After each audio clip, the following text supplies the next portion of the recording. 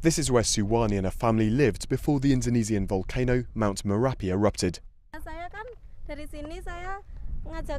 Her home was one of the closest to the crater. She describes how she grabbed her daughter and two nephews. The four jumped on one bicycle and they rode down the volcano to safety, just in time. Her father-in-law was following on foot and didn't escape. The family now lives in a shelter down the valley, but Suwarni comes back every day to try to make some money from visiting tourists. She sells video CDs of the eruption that flattened her home just a couple of hundred meters away.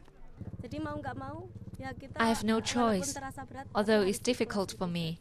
I have to get over it to bring some money to my family. The Javanese volcano's name means mountain of fire.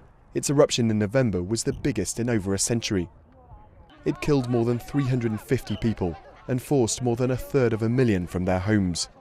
Now tourists, mainly local, are flocking to see the devastation. People here say there are 3 times the number of visitors compared to before the eruption. The traffic jam used to be from down there, a couple of weeks after the eruption in December.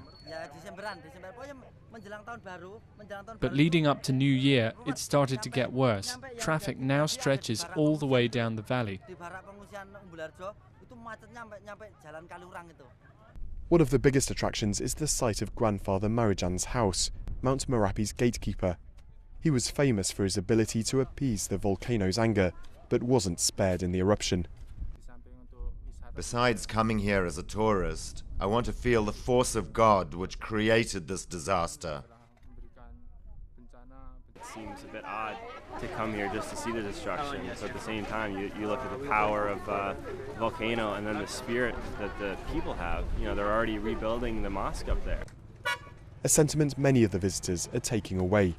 The survivors here might be badly bruised, but they're not beaten. For them, it's now time to rebuild their homes and lives from the ash.